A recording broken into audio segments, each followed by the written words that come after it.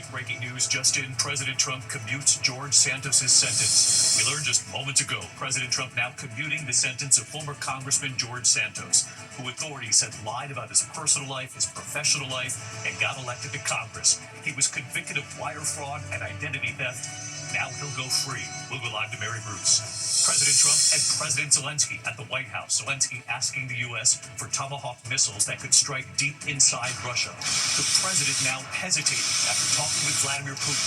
And the president was asked today, does he think Vladimir Putin is playing him? How he responds. Tonight, the U.S. military drone strike off Venezuela, and tonight, 2 people on that boat surviving this, picked up by the U.S. Navy.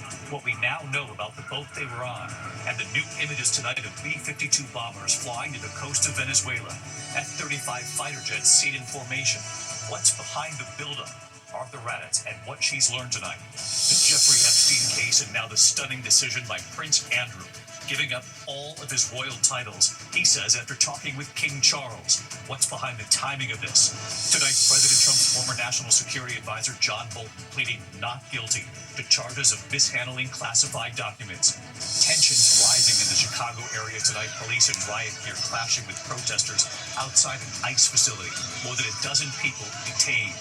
Tonight, a race against time. Urgent evacuation still underway after entire towns were washed away in Alaska. Tonight, 2 years after we first met them, the parents of slain hostage Hersh Goldberg Poland, and the interview. In the end, Hersh was the only American hostage who was taken alive and then murdered in captivity. Tonight, their remarkable message right here and what they've now shared with me.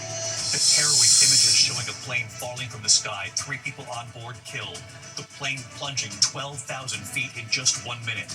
In New York City tonight, trouble on the East River involving a sightseeing ferry. Tonight, we're also tracking severe storms heading this weekend.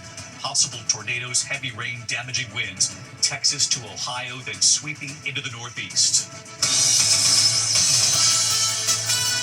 From ABC News World Headquarters in New York, this is World News Tonight with David Muir. Good evening. We begin tonight here with the breaking news we learned just moments ago. President Trump has commuted the prison sentence of former New York Congressman George Santos. He'd been convicted of wire fraud and identity theft. Tonight, we have learned he will now go free. Authorities have said he lied about details in his personal life, his professional life, his academic background, and got elected to Congress. Santos had pleaded guilty to those federal charges of wire fraud and identity theft. President Trump posting a short time ago calling Santos a rogue, releasing him from prison immediately and wishing him, in his words, good luck. Enjoy your life.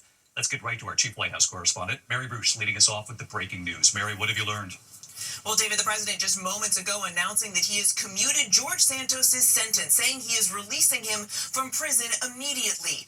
George Santos was sentenced to 7 years after he pleaded guilty to wire fraud and aggravated identity theft. The former congressman admitting he lied to Congress and defrauded donors. Now, during his brief political career, Santos was caught lying about where he went to college, his previous employment, and his charity endeavors. He even claimed his mother died in 9/11 and that his grandparents were Holocaust survivors, claims that were not true.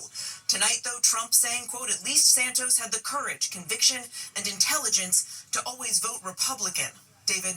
Mary Bruce on the breaking news live at the White House. Mary, thank you. And stay with us here, Mary, because the other major story tonight, this high-stakes meeting at the White House. President Trump, Ukraine's President Zelensky asking for long-range Tomahawk missiles capable of being used to strike deep inside Russia. But 24 hours after President Trump spoke with Vladimir Putin, the president hesitating on giving Ukraine these missiles. And the president was asked today, does he think Vladimir Putin is playing him? Mary Bruce tonight on that story as well. Tonight, sitting with President Zelensky, President Trump sounding newly hopeful that he can end the war in Ukraine.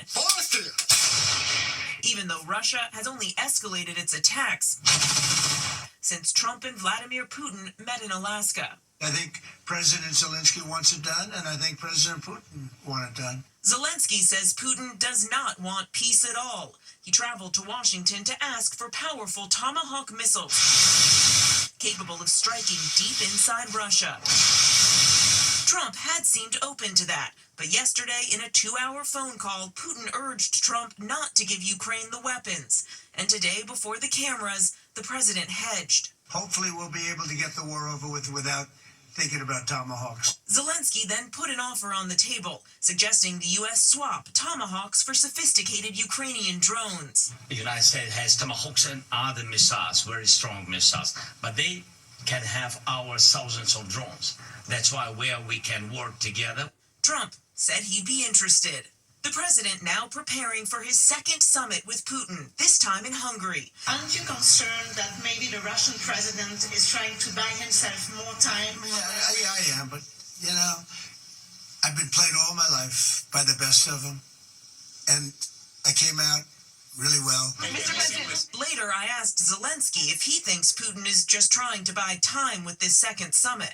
I think that Russians afraid about Tomahawks, really afraid because it's a strong weapon, and they know what we have. Leaving today, are you more or less optimistic that you are going to get those Tomahawks? I'm realistic.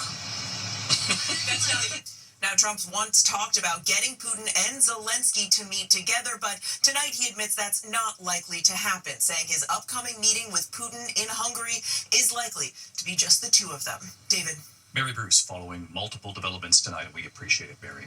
Tonight, President Trump pushing forward with attacks he says are on drug boats headed for the U.S., a new drone strike in the Caribbean, 2 people on the boat surviving, then picked up by the U.S. Navy, and what we now know about the boat tonight that they were on.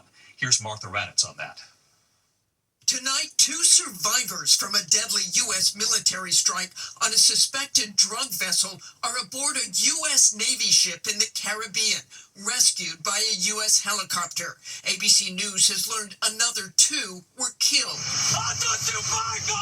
Officials say the men were aboard a semi-submersible vessel, like this one. Boats the Coast Guard says are designed to hold large quantities of contraband while evading detection.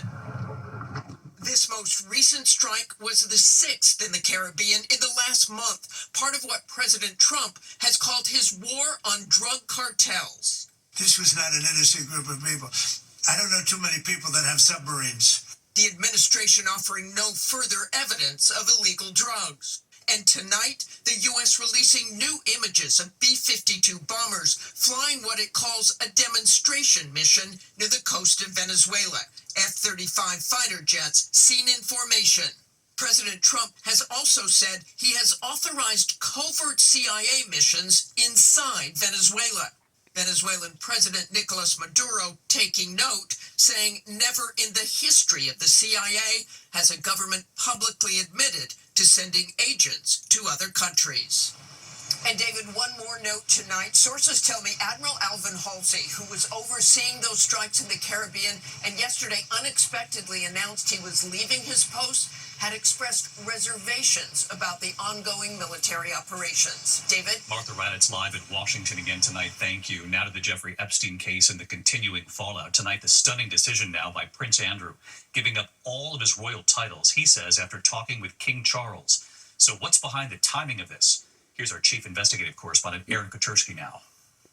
Tonight, with fresh scrutiny of his relationship with Jeffrey Epstein, Prince Andrew is giving up all of his royal titles, including Duke of York. Andrew saying in a statement, in discussion with the king and his family, we have concluded the continued accusations about me distract from the work of His Majesty and the royal family. It comes days before the release of a memoir written by Epstein victim Virginia Giuffre before she died by suicide. She long claimed Epstein trafficked her to have sex with Andrew when she was 17. He knows exactly what he's done, and I hope he comes clean about it. Tonight, Andrew saying, I vigorously deny the accusations against me. The prince paid millions to settle Giuffre's claims, and he stepped back from his royal duties after denying he knew her in this infamous BBC interview. I have no recollection of ever meeting this lady. None whatsoever. You don't remember meeting her? No. Tonight, there are new questions. Recently published emails show Andrew's friendship with Epstein lasted longer than he claimed, and sources tell ABC News there are additional emails in the Epstein files that could embarrass him. We're told tonight David King Charles is glad about Andrew's decision. As the son of a monarch, he can still be called Prince, but his ex, Sarah Ferguson, is no longer Duchess. David? Aaron Katersky on a Friday night. Thank you, Aaron. Tonight, President Trump's former National Security Advisor John Bolton pleading not guilty to charges of mishandling classified documents. An outspoken critic of the president, he's now accusing President Trump of retribution. Here's our Chief Justice correspondent, Pierre Thomas, tonight. Tonight, President Trump's former national security advisor pleading not guilty to 18 counts of mishandling classified information. This after declaring himself the latest target in the weaponizing of the Justice Department to charge those Trump deems to be his enemies. Ambassador Bolton, do you have any comments? John Bolton is accused of sharing classified information with two family members.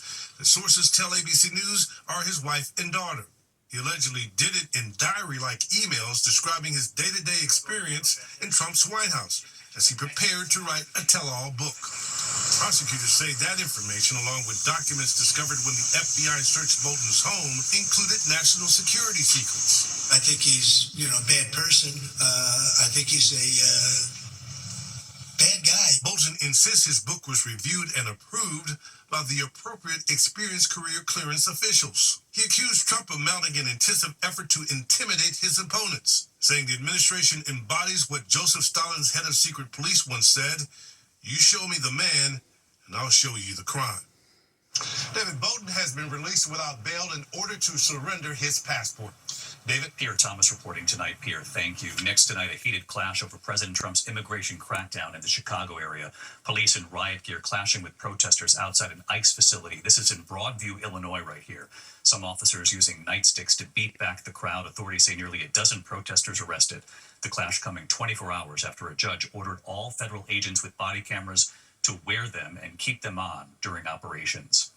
As you know, we began this week anchoring from the Middle East as the final remaining surviving hostages were released by Hamas. One of the hostages who did not come home, Hersh Goldberg Polin, the young American whose parents never gave up. His parents, Jonathan and Rachel, were the first parents I spoke with just days after the October 7th attack while we were on the ground there in Israel. And tonight, what they told me just this week, their remarkable message and their strength 2 years later. We will never forget those two parents from Chicago who moved to Jerusalem with their young family. We met them just days after the October 7th Hamas attack. Rachel and Jonathan's young son, Hersh Goldberg Polin, who had just turned 23, was celebrating his birthday at that music festival, where young people were soon running for their lives. We remember what they told me about the last two text messages from their son. "I love you, and I'm sorry." The first one said, "I love you," and the second one said, "I'm sorry." So I immediately knew something terrible had happened. I tried immediately to call him, and it rang and rang and rang. I wrote, "Are you okay?" No answer. "Are you okay? Let me know you're okay."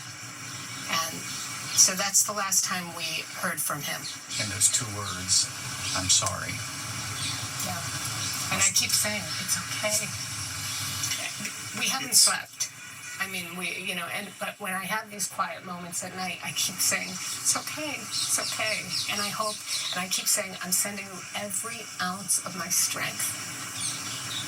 Stay alive. They would begin piecing together his final moments, discovering an image, young people crowded into a shelter. Right there on the left, they see their son's face, Hersh. They learned that grenades were being thrown into that shelter, their son losing an arm. The militants ordered those who could get up to leave, and so he did. They put him onto a pickup truck. And then 201 days after he was taken, April 2024, the world would see that Hersh Goldberg Polin was still alive.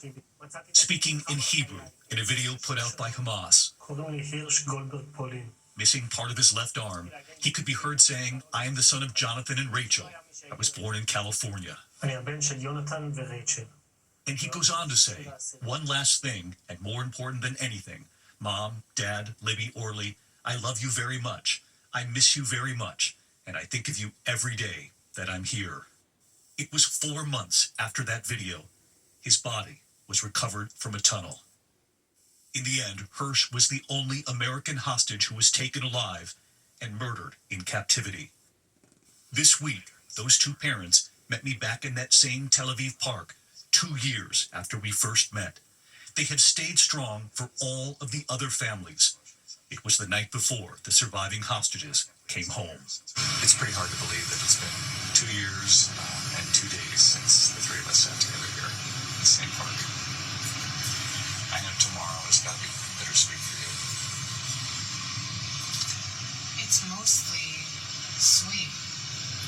We're just very nervous, optimistic, hopeful, trying to stay positive for these families. Some people are going to be amazed that you're sitting here still championing all these other families when you were so close to getting your own son and it didn't happen. I think that's exactly why we're still here, because we know the pain and because we've become family with these other hostage families. I remember what you told me sitting here 2 years ago. The text messages, the last message from Hirsch, not only saying I love you, but I'm sorry. They are still convinced their son knew they were about to suffer. I now think he was writing I'm sorry because he thought he would be dying momentarily. We now think that he even had just had his arm blown off and probably typed that message out with his weak hand. And so I think that sorry was goodbye. Yeah. In these 2 years, they have heard from people all over the world, and they have learned that loss is universal. People have looked at both of you and have wondered along the way, how are they doing it? How are you doing it? How does a mom do this? Not well. There's no mom who does it well. We suffer horribly, and it's always. Sometimes we like to believe sayings such as time heals all wounds, or it will get better. I've spoken with thousands of bereaved parents around the world who have reached out. The loss and the pain and the grieving, that's a universal human experience, and it is forever. It is forever, she says. And their mission now, they tell me, is to help others find strength through their loss. I'm sure Hirsch, that beautiful young man, would be so proud of what the two of you have done. So many people all around the world moved by their strength. Rachel and Jonathan Goldberg Poland and their remarkable strength, and now their mission to help others with their loss moving forward. A lot more news ahead tonight. When we come back here, we're tracking severe storms set to hit this weekend, possible tornadoes, heavy rain, damaging winds. This is from Texas to the Ohio Valley, then sweeping into the Northeast. We'll have the forecast. Trouble on New York City's East River, help racing out. Also ahead, a race against time, urgent evacuations after entire towns were washed away in Alaska. And the plane crash tonight, the harrowing images, the plane falling from the sky, plunging 12,000 feet in 1 minute. And what we've now learned about that flight in a moment. Tonight, we continue to follow the largest airlift in Alaska's history. Urgent evacuation still underway. A devastating storm wiping out entire communities. Hundreds of people boarding military planes and helicopters. Another C-17 packed with evacuees landing in Anchorage. The Red Cross tonight housing them in the Alaska Airlines Center Arena, which seats 5,000. 3 people are dead after a private jet crashed into a wooded area near Lansing, Michigan. Video capturing the plane as it plummets right here, 12,000 feet in just a minute. Officials say the jet was performing a test flight after a maintenance check. The 2 pilots and a maintenance worker on board were killed. When we come back on this Friday night in New York City, trouble on the East River, help racing out, plus tracking those severe storms this weekend, Texas to the Ohio Valley, then the Northeast. The forecast in a moment. To the index of other news, a sightseeing boat collided with a walkway after losing power in New York City's East River. Witnesses say the ferry carrying 55 people hit a railing near Williamsburg this afternoon. The FDNY then sending in a marine unit and a tugboat to safely move the boat to a pier. Everyone got off safely. Severe storms on tap this weekend. A storm system from Texas up to the Ohio Valley could bring tornadoes, damaging winds and hail all the way up to the Great Lakes, then moving into the Northeast on Monday. We'll be tracking it. When we come back here tonight, a final note after a very heavy week of news. In a moment here. A final note tonight to say thank you for watching on this heavy week, a week that began in the Middle East with the final surviving hostages coming home. So many of you, of course, remember the parents of Hirsch Goldberg Poland who did not come home, which is why we asked them if they would sit down with us again in Tel Aviv. You heard earlier their message of strength tonight, helping others now, saying loss is universal, telling me it never goes away. I'm David Muir. Thank you for watching. I'll see you right back here on Monday. And from all of us at ABC News, good night.